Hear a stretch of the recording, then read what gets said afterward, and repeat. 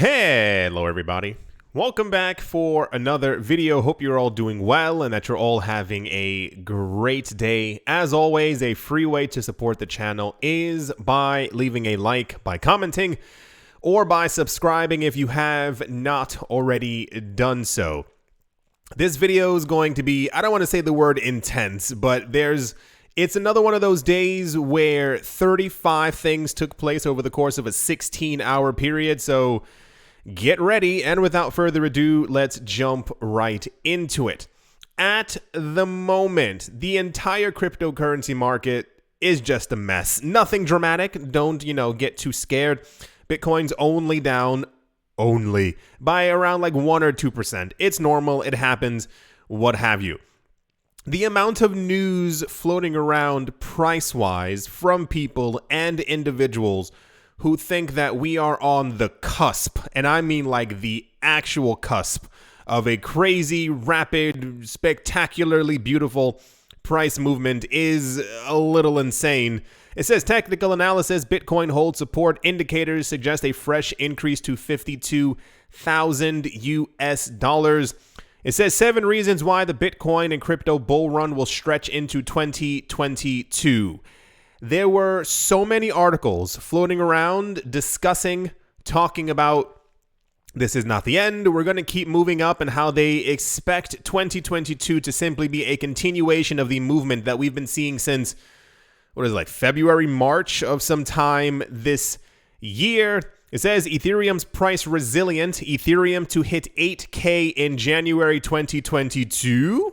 There was a question mark at the end of that. No one knows where any of this stuff is going to go, but just understand that the amount of optimism in the market is quite high at the moment. 8,000 actually being a low number.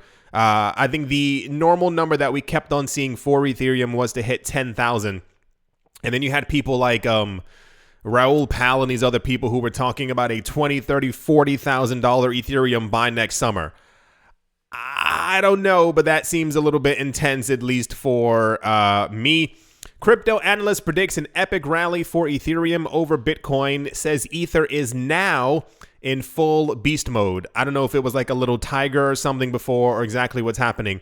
But across the board, everyone seems to be very optimistic. Once again, we've had this news for about the last 2 or 3 days after we had the ever so dramatic dips in price that we had just a couple of days ago. And on top of that, here's where the, dare I say, madness actually begins. Sushi swap coin, has jumped by 20% in price. Why, you might ask? Because a lot of these projects, this is not brand new, have a lot of internal fighting. And usually, when someone larger in the office ends up leaving, the price usually ends up spiking. It says the chief technical officer of decentralized exchange SushiSwap has stepped down following increasing tension within the team. Joseph DeLong, CTO of the SushiSwap decentralized exchange, announced his resignation on the 9th of December. He stated that it was in the interest of the sushi community that he has decided to throw in the towel following a lot of infighting. Now, I know a lot of you might like sushi, not the food, but the actual coin or whatever it actually is. You need to be completely realistic in about what I'm going to tell you. A lot of the allegations, no one knows if they're true. There's somewhere, and this is a very cringy way that he left by putting a very odd meme there. A lot of the discussion has been that apparently, allegedly, no one knowsily, that people within the team have been spending frivolously and have been throwing money around and have been doing this to people and saying whatnot and all these other amazing, wonderful things. If you are relatively new here, once again, this is not new. This has happened to nearly every single cryptocurrency project. What usually ends up happening is there's internal fighting in the Bitcoin space.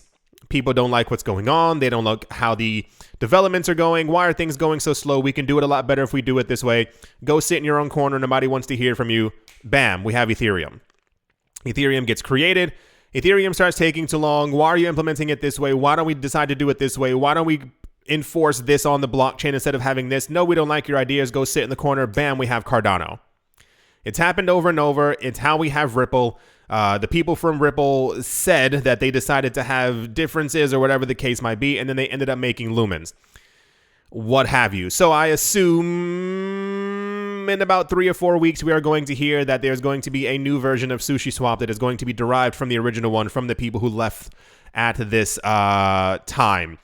But yes, so as of right now, SushiSwap's price has risen based off of the news that a lot of the internal fighting could have potentially subsided. No one knows. On top of that, getting into, yes, all the tabs, yeah, this is the most popular news story of the day. This one's written a little dramatic, but I'll give you context for it after. EOS was once a titan in the cryptocurrency industry and was firmly etched in the top 10 crypto coins. Before the likes of Solana and Polkadot, it was the original Ethereum destroyer, but the project is now a shadow of its former self, with the developers and the community engaging in a blame game. In the latest twist, the EOS supernode has reportedly frozen close to 70 million tokens held by the developers and plans to give full control of the project to the community. That's right, boys and girls. Apparently, sometime over the course of the last 12, 13, 14 hours, as can be done on a decentralized blockchain, the community voted in favor, majority-wise, to stop funding the original people who created the actual coin token project. Why, you might ask? I was a firm believer, if you've been here for a couple of years, in the EOS project. This was going to be it. And I have examples of exactly what was going on year after year after year. This was meant to be it. This was meant to be the final frontier. I mean, when you talk about Web 3 and Web 4 and Web 5, this was supposed to be the entire thing. We were told many years ago, this is from my point of view, I'm sure there are thousands and tens of thousands of other points of view, that after they had raised $4 billion from their ICO, for context, Ethereum was originally an ICO, and I think they only raised 5 to 10 million. It wasn't anything spectacular. Million with an M, not billion. Many other cryptocurrency projects in 2017, I mean, they raised 30 million, 44 million. There was one, I think, that raised 100 million, and everyone was like, whoa, that's an immense amount of money. EOS, however, raised $4 billion. And the idea was that if Ethereum is coin number 2 with a $10 million raise, well, EOS is definitely going to be either the number 2 or the number 1 spot, as you can do a lot with $4 billion. You've heard me criticize other cryptocurrency projects who we no longer hear about as well anymore. Frivolous spending $100 million on this, $35 million on this, and none of it actually has to do with the exact project. So we've heard over the last 4 to 5 days that apparently there was a lot of internal fighting, and a lot of the people from the community and the block producers, I believe there are 25, who came forward with the help of the community, basically saying, we don't want Block 1 being the main umbrella over the entire project anymore, as at least in my eyes, they haven't really done anything. So the news that they have basically cut off their funding is a very clear indication in a decentralized space that this is simply what can happen. Why, I still ask myself, was Block 1 receiving apparently millions of dollars in funding after 4 years of having done nothing? I'm a little confused. However, yes, very popular news. I mean, so apparently their EOS account is now completely frozen, and I do not assume there's going to be a point where it's going to be unfrozen. And then I guess there's still a lot of internal fighting, because the price looks completely insane. It's been spiking and falling back down over the last couple of hours. I assume by people who are optimistic, that the Block 1 team may no longer have a strong influence on the project, and also people who are maybe afraid that Block 1 is no longer the main influencer in the entire project. And I have the actual tabs here once again for reference. It says a blockchain startup just raised $4 billion without a live product. EOS, Cardano, and Tron were all birthed around the exact same time. The idea was, we have the idea, we have the concept, and now let's finally push it into the actual implementation phase. And this is why a lot of you may be wondering, or have wondered before, why Cardano gets so much flack, or people get annoyed when they take a long time. It's a runoff from this era of the cryptocurrency space. We had so much hope, so much promise from a lot of these cryptocurrency projects. We're going to do this. We're going to have that. This is going to take place. Don't even worry. We're going to do this. We're going to be the #1 coin. You may remember years ago Cardano talking about having 1,000 Cardano ATMs, or being the first $1 trillion blockchain. None of these things actually ended up coming true. It's just simply that Cardano actually finally implemented what they said they were going to do. And this is why they wound up in the top 10 cryptocurrency space, because it's as simple as just doing what you said you were going to do for the actual project. So they raised $4 billion. Everyone completely lost their mind. This was a very crazy time in the cryptocurrency space, because at the end of 2007, the beginning of 2018, cryptocurrency prices had begun to fall. And everyone was really optimistic that they were going to move back up, because there seemed to be no indication as to why they wouldn't. And then we learned in 2020 and 2021 that it was because of Bitcoin futures that people were able to continuously bet down the price of Bitcoin.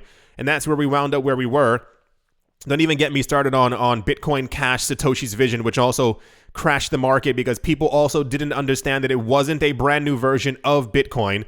It was simply another project that was trying to shine in Bitcoin's light. On top of that, one of the main promises, you see this is updated 3 years ago. One of the main promises, once again, I'm talking from my corner, I own EOS. I have not sold any of them. I am still an investor in the project, if you will. One of the main things, and why I assume a large part of the community is a bit frazzled or a bit annoyed, is that we were told that there would be an enormous amount of airdrops.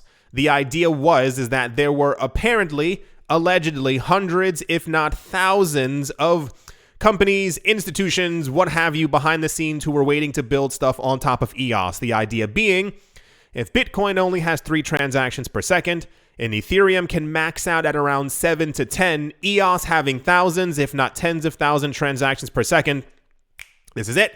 This is the coin that we've all been waiting for. And we were told that, especially, there were also podcasts and everything surrounding EOS, that there would be at least one airdrop a day.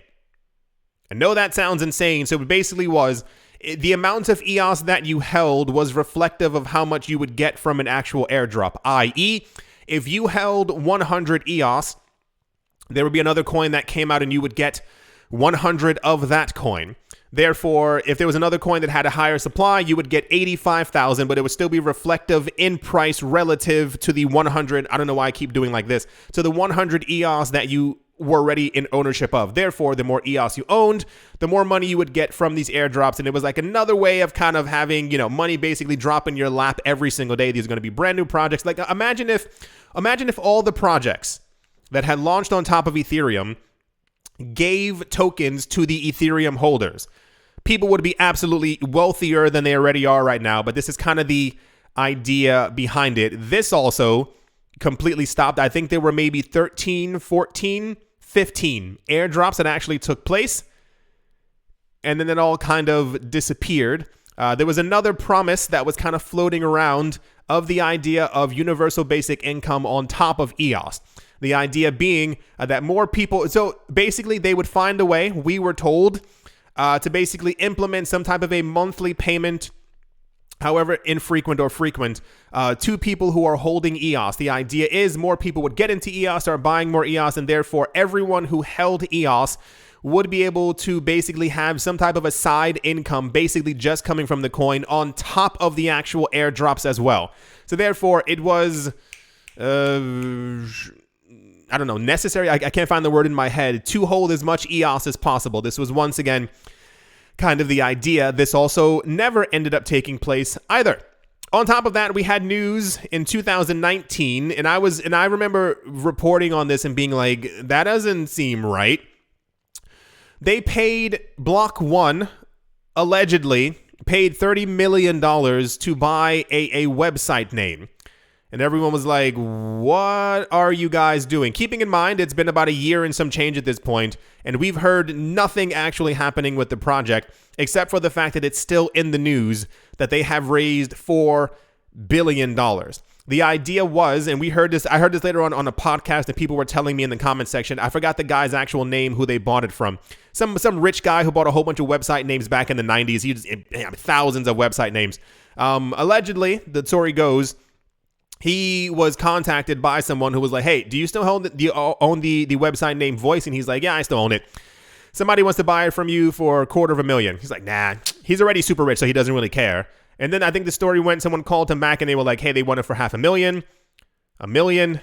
Hey, they're offering $5 million. And apparently he was like, at this point, listen, they keep calling me and raising the price. I'm just going to sit back and see exactly how high they go. The story goes they paid $30 million for the website name Voice. And then we got news that they were going to be making it into a social media platform called Voice. It says Block One invests $150 million into its social media app Voice to fund independent operations. Guess what? Voice never fully launched. There was apparently like a pre-sign-up website thing, and then news started coming out. So the entire idea behind Voice was you'd be able to have a social media platform where you could say what you wanted, post what you wanted. There'll be no restrictions on it.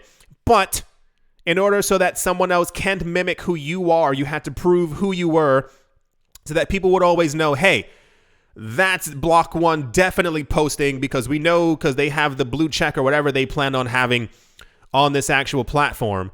And then we heard news that they were going to be creating their own Voice token. And that's when I told everyone, I was like, that's a bit of a red flag. You have $4 billion for the EOS project. Why are you creating a brand new token as opposed to simply just using EOS on this actual brand new platform? People told me I was crazy. People told me it was necessary. We needed this new token for the actual platform, et cetera, et cetera. I think there was a soft launch at some point where I think a couple of hundred people got to test it out, and then nothing at all. No actual word from it. So that also completely fell into obscurity. And then in the middle of this year, we heard that apparently Voice wasn't happening. Regulatory approval, they couldn't do this, they couldn't do that, which also doesn't make a lot of sense, at least in my eyes, as, you know, it's supposed to be decentralized. Why not simply launch the platform on top of EOS, using EOS as the token within the actual cryptocurrency social media platform, and then kind of moving on from there? But no, we were told that Voice was done, and now they were making it into an NFT platform, which still hasn't happened. That's why you may have remembered a couple of weeks ago that we heard that apparently there's going to be like a bullish exchange based off of EOS as well. And I think that this is also by the Block One people, and, you know, still waiting on that. So that's these are the major focal points. Like, this isn't everything that was promised or said or that was supposed to have taken place from EOS. These are just the major points that stick out. So yeah, I am certain we are going to hear a lot about this saga over the next couple of weeks, months, because it's definitely not over. I assume that the people who had their $250 odd million frozen are probably going to be a little bit upset and are trying to find a way to get their money back. $4 billion is a huge amount of money. $10 million is an enormous amount of money, and we have Ethereum. And look at all that they've done. It's not the best project. It's not the fastest or so-and-so, but it's the most used. Even with 7 to 10 transactions per second, they're still chugging along. So it would be nice if EOS got it together, if the community simply made more favorable rules for how the project should be run. some type of a burn mechanism, something that actually helps the people who are holding the coin, it would be nice. But yeah, it's been a very long saga with this coin. Like I said, I don't think this is the end of it. If you had $250 million in your account and someone froze it, or a group of people froze it, you'd probably be trying to get your money back. Anyway, this also, I guess, kind of ties into price news. I'm not really sure. The price of the coin jumped and then fell back down. Anyway, that's the EOS news. Oh boy. And let's move on. On top of that, for some reason, this was also slightly popular news, and I'm not really exactly sure why. It says Bitcoin has officially recovered from China's crypto mining ban. What happened is that as China announced once for the 5th time that they were going to be banning crypto, and people panicked and started selling, a lot of the people who were mining cryptocurrencies within that country took their mining equipment, got onto a plane, because we have those, and moved to another country and plugged those into those walls. So, yeah, at some point we were going to get back to or above the hash rate that we previously were before, because that's how the network works. So I think it's the optimism that prices are recovering, and the mining hash rate is also, I don't know. Anyway, so yeah, I can't believe it. I'm sure we're going to get more news like this eventually as well. And yeah, let's move on. It was also super popular news. Also in popular news is cryptocurrency exchange giant Bitstamp has added Shiba Inu to their platform. They've also added DYDX, okay, Galacoin, and PERP, which stands for the Perpetual Protocol. Some of these names, man. I think we had news yesterday that Shiba Inu was added to, I think it was BitMEX or Bybit. I think it was Bybit. It happens just about every single day. There's always a new platform adding Shiba Inu to it. Great. Love it. There's still discussions floating around about them adding it on Robinhood. Why does anyone care? I'm not really sure. But this was also semi-ish popular news. And that's just where the cryptocurrency space is now. And without further ado, let's move on. In obviously news, Brian Brooks, the current CEO of Bitfury, testified behind the Congress. Before Congress? Testified before Congress, behind the Congress. Jeez Louise, on Wednesday, answering some of the key questions pertaining to the regulatory landscape in the cryptocurrency space. Considering the fact that Brian Brooks served as the former chief of the U.S. OCC, Office of the Comptroller of the Currency, he fairly understands the challenges of the regulators when it comes to dealing with crypto regulation. While testifying on Wednesday, Congressman Ted Budd asked Brooks whether if the U.S. was behind the curve when it comes to fostering a pro-growth environment for crypto. He responded, unquestionably.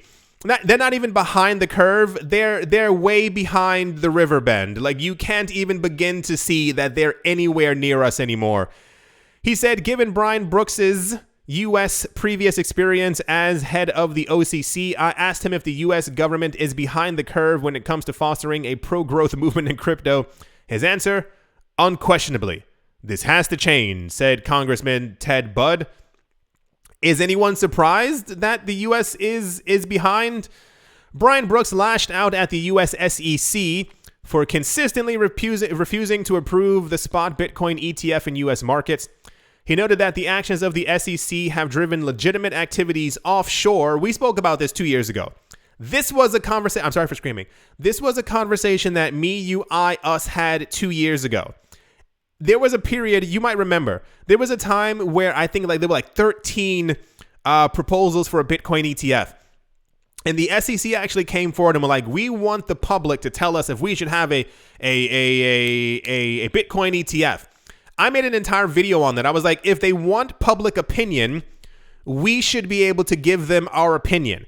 Normally, if you looked on the SEC website for other proposals of things, they maybe had 1 or 2 comments under it, like literally 1 or 2 comments discussing and saying, hey, this is a good idea, this is a bad idea. Bam, 2 comments. Under the proposed Bitcoin ETFs, some of these things had like 184 different comments, and I scrolled through them one day, scrolled through all these comments. There was 1 negative comment on one of them. 1. And it was quite lengthy. And this person was talking about that Bitcoin's going to destroy the world and Bitcoin's going to do this. And we need more centralized things. And I don't think that money should be taken into the hands. And it was really, really crazy. Everything else, thumbs up for the Bitcoin ETF. You know what the SEC said? Nope. To every single. And I was like, something is abundantly wrong. What's going to end up happening is, here's the joke I always make. People are going to figure out that not only are there cars, but there are trains and there are planes, and you can pack up your stuff and go to another country. And what ended up happening? We started getting tax information from other countries and how they were going to tax cryptocurrencies. And like 5 of them were like, we're going to tax it at 0%. Doesn't the timing for that seem a little bit weird? Of course, people were going to go other places. Why would you stay in a place that does not want you? Why would you do that to yourself? He also pointed out that America's best known investment advisors, Fidelity, had to move to Canada. This happened like 2 weeks ago. Moved to Canada to launch their spot Bitcoin ETF, while other countries like Germany, Brazil, Singapore, I think it's also Australia, and 3 other ones are giving a green light to physically backed crypto ETFs. He also forgot Canada. I'm pretty sure here we have about 7 different Bitcoin ETFs. I mean, why is it that the US SEC finds it difficult to approve such a product? Asked Brooks. He further goes on to pose some big questions to the regulator in this regard. I believe, this is my opinion, I'm going to use the word, I don't want to say the word corruption, but something is very odd. We were told by the US SEC since around 2016 that the main reason why one has not been given the thumbs up in the United States is because of cryptocurrency volatility. And then it was because Bitcoin's price could be potentially manipulated. And then it was because if one gets approved, US citizens would not know if this product is actually good for them. They would simply throw their money into it because it has the name Bitcoin, not realizing that people can already simply throw their money into Bitcoin. And then it was something along the lines of like economic instability, yada, yada. How weird that there are like 9 countries now that have multiple ETFs. Many of these countries don't even just have a Bitcoin ETF. They have an Ethereum ETF as well, where these companies are able to buy as much cryptocurrencies as they want for the fund. And the world's still standing. I don't understand how it's happening. I mean, the SEC clearly can't be lying to us after all this time. I don't assume this is going to change anytime soon. There have been a number of articles in the last week or so going over the fact that potentially maybe sometime in 2022 we could have a US Bitcoin ETF. But I'm sorry, if you look back at older articles, in 2017, these articles also said in 2018, the US SEC is going to approve a Bitcoin ETF. In 2018, they said, we're hoping for 2019 that they were going to approve an ETF. In 2019, it said in 2020, remember, and in the beginning of 2020, there were about 20 different companies. We were going over this in the news. Every single one of them, there was a brand new one every single day trying to get one to go through. That's why Fidelity left and went to Canada. Imagine and it's not even like I'm backing Fidelity. It's more of like if Fidelity can't get it, no one else has any chance. Fidelity is a multi-trillion-dollar asset manager. What more does do they have to be a quadrillion-dollar asset manager? Like, what exactly needs to be in the paperwork for someone to actually get the okay? If Fidelity can't get it, that means no one else is getting it. So anyway, I like when people tell the truth.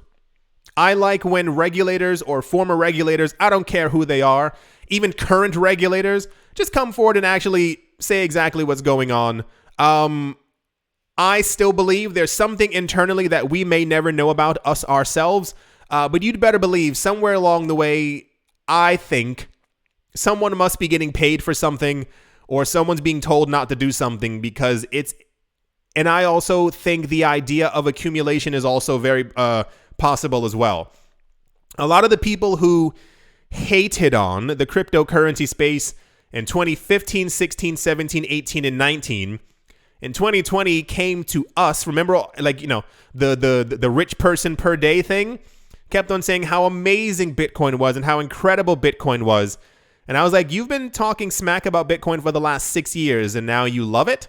I assume it was 6 years of accumulation. So anyway, that's the US SEC is unquestionably, and I mean miles away. Like, you try to look for them through a binocular and they're still this tiny. Anyway, that's that news. And let's move on.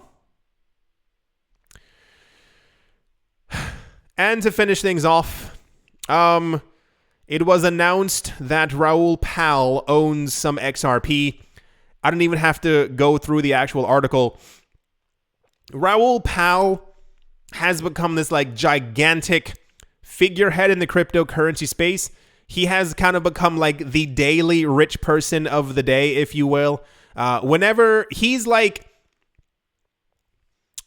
Elon Musk, but like originally in crypto.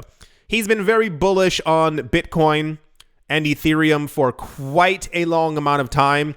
He's the guy who said that we would actually fall in price in December and then have a spectacular Q1, Q2 of next year. So the news has leaked that he actually owns XRP, and he said the reason why he purchased said XRP is because of the SEC lawsuit. He said he believes that if the lawsuit ends at some point, it's going to see a spectacular rise in price. As you might have imagined, people are losing their mind at this news because people follow Raoul Pal and trust in what he has to say as far as price prediction wise. I've been seeing a lot of them, not a lot, usually sprinkled around somewhere as well as far as like XRP price predictions. Really weird websites, but still, and we're once again having the discussion of a $7 to $10 XRP.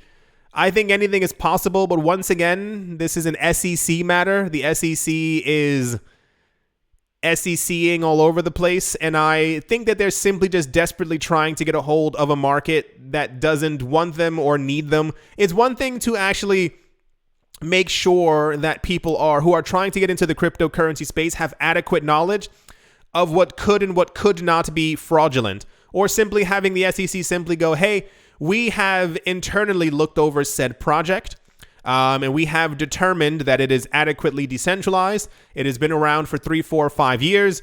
It is, okay in this manner. Please make sure, as always, to do your own research and to be careful when investing your money, especially in something that is not backed by the US government. Period. That's fine. But them actively attacking cryptocurrency companies and not allowing all these things to go through, I think in I say 8 years, there's probably going to be like some kind of like Netflix documentary where we hear about the people who were working at the SEC at that time. They'll know all the little good tidbits, and like it'll like blur out their face and like you'll hear their voice like this, but like it's like a woman, even though anyway, you get what I'm saying. I'm expecting some kind of news to come out in the next couple of years to basically describe or explain why the SEC is acting the way that they are. But yeah, let's move on. As always, a very special thank you to my Patreon. See, there goes XRP. See, I listen.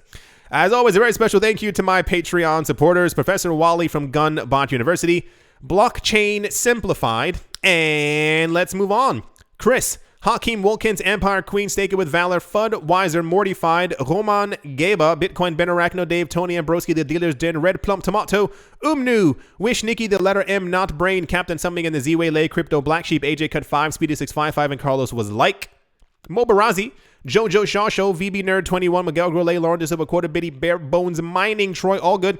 Space Case, Need a Miracle, Paternoster, Conan, Don't Skip Leg Day, Snacky Chan, Tolek Banana, Auspicious Agile and Blockchain, Navarro Williams, David James, Attila the Han, Yasha Harari, Utopia 569, Moonman High, XRP, Martin Stoyo, Nostromo, John Sarson, The Anima Reader, Bibliophobia, Todd Mullis, Adam Graysick, Moha Maroni, Master Ventures in Thailand, Jared Schneider, Wise Night Owl, 242 to the World, Bankroll Network, Crypto Artist, Coldy 3D, Damien, Setsuna, Richie Richard III, Vlad the Impaler, Paxis, Nick Mangialavori, Jim Gardner, Jeremy Fox, Minting Coins, Miller Hitch Test Every Day, and Kyle Skips Leg Day, Yes to Crypto, Buddy McButtface, Anytime Fitness, Monks, Corner Stuff. I stopped myself from laughing. Very proud of myself. Bake Me a Cake, Tigger Macho Nisa, All Crypto with Lionel, Crayola Michelle, URL, and Bolero Bastos. Thank you all very, very much for your continued support. Thank you to everyone who is a member of the channel who clicked the little join button below. Thank you to everyone who is a clicker of affiliate links. I do thank thee. Thank you to everyone who's still here. If you're still here, type in 1337 into the comment section to let me know that you are still there. At the Memento, Bitcoin is currently at 49,153 US dollars. It is down by 2.18%. There was a spike at some point. The price was dipping all over the place. Nobody knows where the prices are going to go. Ethereum is still, let me say this out loud again, $500 away from a new all-time high. 500. Bitcoin, however, is $20,000 away. Very easily, Ethereum could cause a huge amount of momentum in the market, but alas, you know. Cardano's down by 2%. XRP is up by 8.95%. This looks like the last 40 minutes. Did some other brand new news just... It can't be the Raoul Pal thing. I mean, it could be. The market also makes no sense. But XRP is pumping. I assume maybe trying to get back to position number 2 or 3 where it was many moons ago. Lunaterra is up by 8.5%. Anything else going crazy? Cosmos is up by 1.3. Near Protocol is up by 16%. The Sandbox is up by 2. Clay is up by 3. Gala is up by 12. Were these the coins that were just... I think Gala was just added to... I think it was Bitstamp. I think that was one of the coins. I don't remember. The Graph is up by 2%. EOS is down by 5. Internal... I mean, I can only imagine what's actually happening. And I know... But I never want to be in a position to have to know or understand what's going on. I never want to have I want to have $250 million, but I never want to have $250 million frozen. That does not sound like fun. And BitTorrent token is down, but in IOTA, look at IOTA, still in top 50. Hanging in there. I do hope that you all enjoyed. I do hope that you all are having, might have, potentially might have at some point in the day, a great day, a great morning, a great afternoon, a great evening, wherever you are, wherever the heck you might be. I do hope that it's absolutely fantastic. Thank you all once again for watching, listening, supporting, commenting, and I will most certainly be talking to you all soon. See you.